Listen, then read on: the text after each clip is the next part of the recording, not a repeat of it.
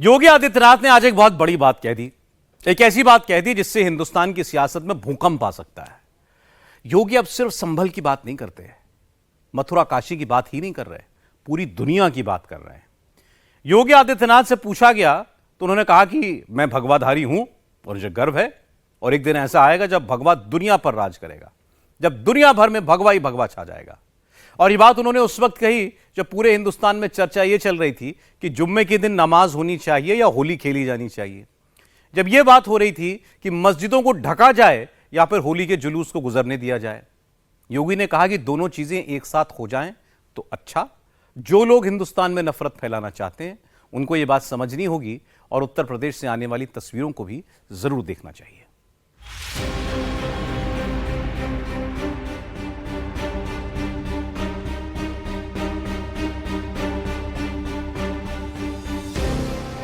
जुमा और होली एक साथ है, सकुशल कैसे निपटेंगे, यही सबसे बड़ी चुनौती बना हुआ है। शाहजहांपुर से लेकर संभल तक होली और जुमे का दंगल मचा हुआ है।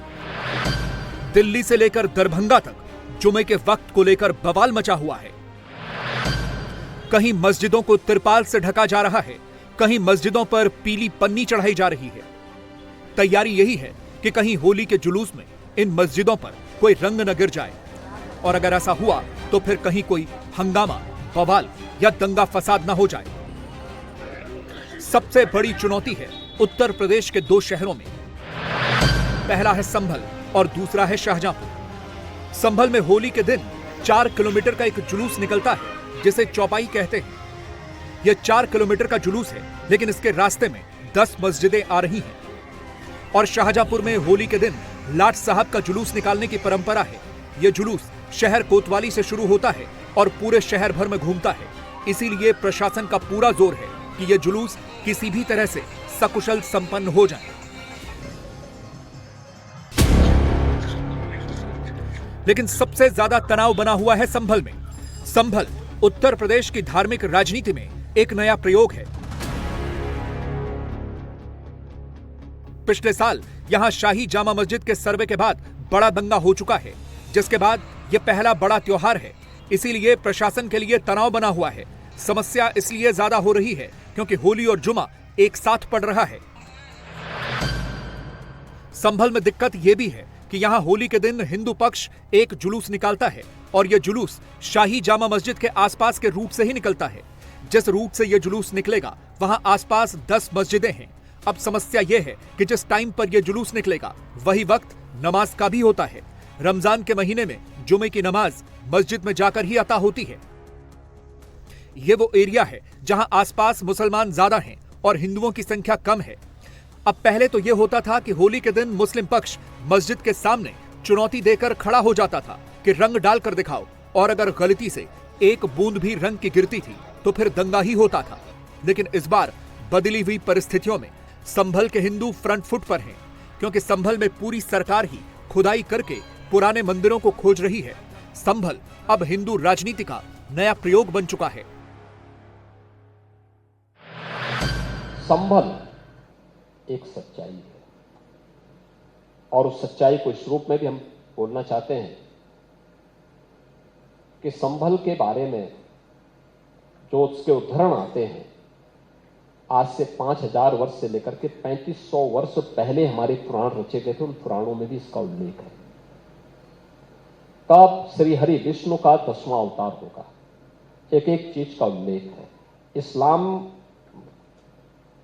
को उदय हुए 1400 वर्ष हुए हैं और मैं बात कर रहा हूं 3500 से लेकर के 5000 वर्ष पुरानी बात कर रहा हूं। तो उतने पहले इन चीजों का उल्लेख हो चुका है। याद करना, 1526 में संभल में श्री हरि विष्णु का मंदिर तोड़ा गया था और 1528 में अयोध्या में राम मंदिर तोड़ा गया था। दोनों मीर बांकी के द्वारा दोनों जगह कृत्य किया गया था। यह एक सच्चाई है। दूसरा है संभल का महत्व। संभल एक तीर्थ रहा है। 68 तीर्थ थे वहां पे। अभी हम केवल 18 निकाल पाए हैं वहां पे। संभल के मौजूदा हालात को देखते हुए योगी आदित्यनाथ का यह बयान बहुत महत्वपूर्ण है। होली और जुमा एक साथ हैं, इसे लेकर भी संभल में तनाव बना हुआ है। प्रशासन पीस कमेटी की बैठकें कर रहा है, जुमे पर नमाज का और होली पर जुलूस का वक्त बदल रहा है। दूसरी तरफ योगी आदित्यनाथ पूरी दुनिया को भगवा पहनाने की बात कर रहे हैं। और जब अवसर आया है तो दुनिया मुझे कुछ भी सोचे मेरे बारे में, ये सच है, मैंने भगवत बाना धारण किया, ये मेरी पहचान है, हमारे सनातन की पहचान भी है, तो मुझे तो इस पे गौरव की अनुभूति होती है। और एक दिन पूरी दुनिया पहने की देखना।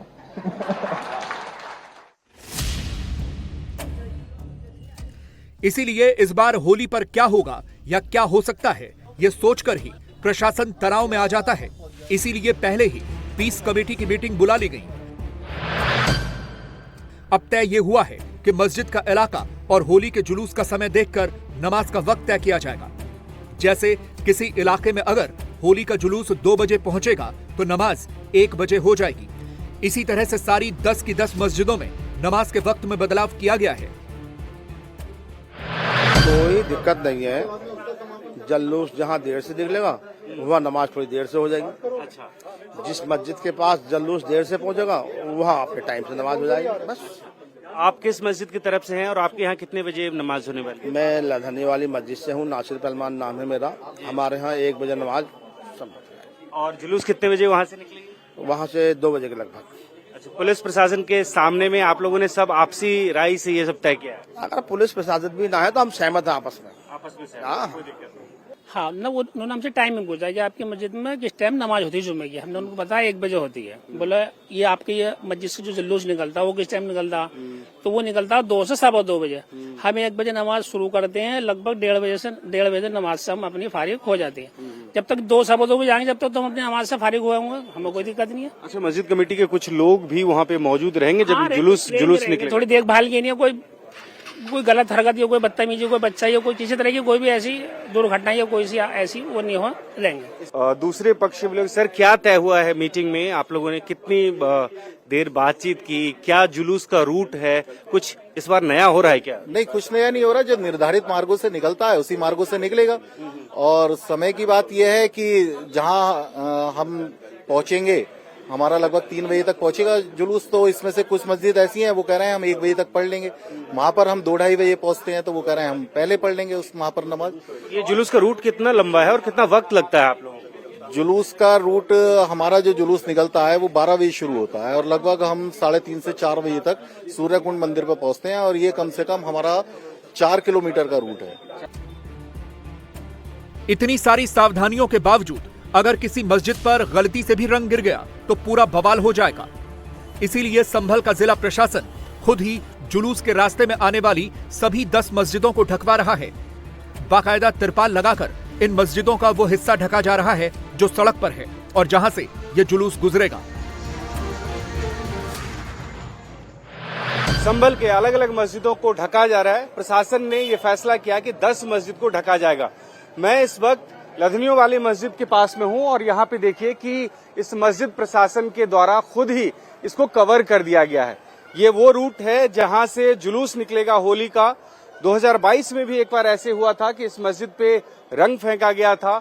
मस्जिद प्रशासन का ये कहना है कि तब भी इन लोगों ने खुद ही धो दिया था और उसके बाद से ही यहाँ पे ढकने की परंपरा शुरू हो गई थी।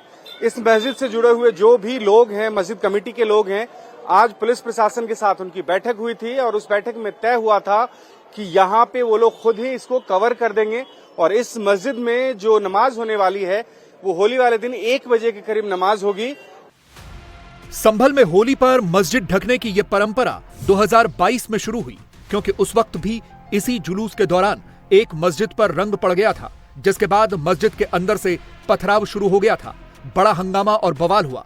इसी के बाद संभल का प्रशासन जुलूस से पहले मस्जिद ढकवा देता है। इस बार भी ऐसा ही हुआ है। जिसके दिमाग में भी ये बात आई होगी, हम लोगों के दिमाग में नहीं आई। बस इतना हमारे कहने से इतना हो गया था कि एक रंग की बाल्टी, उसके पुताई की रंग की बाल्टी और वो सब चलती थी। जहां कहीं भी रंग की छींटे किसी मस्जिद पे आई तो नगर पालिका के माध्यम से उसे ठीक कर दिया जाता था। लेकिन जब जिस प्रशासन की भी, जिन अधिकारियों की, पुलिस की, ये जब से मन में बात आई कि जो रंग के जगह पर जहां से रंग निकलता है वहां मस्जिद है, उनको ढकवा दें, तब से कोई विवाद ही नहीं होता, किसी प्रकार की किसी को कोई परेशानी नहीं होती। कितने सालों से ढका जा रहा है सर? ये मेरे ख्याल से 2022 में हुआ था पथराव। यहाँ ये मस्जिद है चंगामली कोठी के आगे, इसमें जुलूस जब निकल गया तो उसके बाद किसी ने उस पर छींटे मार दी थी, उस पर पतंगड़ हुआ था, पथराव हुआ था। संभल से करीब 200 किलोमीटर दूर शाहजहांपुर में भी ऐसी ही तस्वीरें हैं। यहाँ भी मस्जिदें पहले से ही ढक दी गई हैं, क्योंकि यहाँ भी एक जुलूस निकलता है। ये पिछले वर्षों के इस जुलूस के वीडियो हैं। इसे लाट साहब का जुलूस कहते हैं। एक व्यक्ति को लाट साहब बनाया जाता है। पुलिस की भारी सुरक्षा में उसे एक बैलगाड़ी पर बिठाकर घुमाया जाता है। शहर भर के लोग उस पर जूते, रंग, पानी के गुब्बारे फेंकते हैं और ये परंपरा पिछले कई बरसों से चली आ रही है। इसीलिए जुलूस के रास्ते में आने वाली मस्जिदों को ढक दिया गया है, जिससे मुस्लिम समाज के कुछ लोग नाखुश भी नजर आ रहे हैं। अभी कुछ साल से माहौल को देखते हुए एक दो मस्जिदों पे रंग पड़ा। 2015-16 की बात है। तो एक दो मस्जिदें ढकी गई, लेकिन हल्के हल्के करके अब आज शहर के अंदर काफ़ी मस्जिदें रूट की और बेरूट की मस्जिदें ढक दी जा रही हैं। आज 69 मस्जिदों का मेरे पास नंबर है कि 69 मस्जिदें ढक दी गई हैं शाहजहांपुर में। तो ये होली के जुलूस तो निकल रहा है, प्रशासन अलर्ट है, लेकिन प्रशासन अलर्ट होने के साथ साथ रमज़ान का मुक़द्दस महीना चल रहा है। लोग अपनी नमाज़ों में लगे हुए हैं, तराबी में लगे हुए हैं, इबादत में लगे हुए हैं। उसके हिसाब से और हर साल की 2 दिन पहले या 3 दिन पहले मस्जिद ढकी जाती थी, इस बार और 13-14 दिन पहले ही ढक दी गई मस्जिद। तो ये धार्मिक आज़ादी जो हमारी कहीं ना कहीं इसको हनन हो रहा है, और जो सौहार्द है शहर का, जो हमारे गंगा जमनी तहजीब कहलाती है, उसको भी कहीं ना कहीं ठेस पहुंचती है। आशंका तो पूरी है कि कहीं होली और जुमा एक साथ है तो योगी विरोधी यूपी का माहौल न खराब कर दे। इसीलिए पूरे यूपी में व्यवस्था बहुत टाइट कर दी गई है। जगह जगह फ्लैग मार्च हो रहा है। संदेश पूरा यही दिया जा रहा है कि माहौल बिगाड़ने की कोशिश मत करना। यूपी पुलिस टाइट है, अलर्ट है। लेकिन रमजान के जुमे और होली के टाइमिंग का क्लैश बिहार में भी हो रहा है और वहां भी राजनीतिक बयानबाजी शुरू हो गई।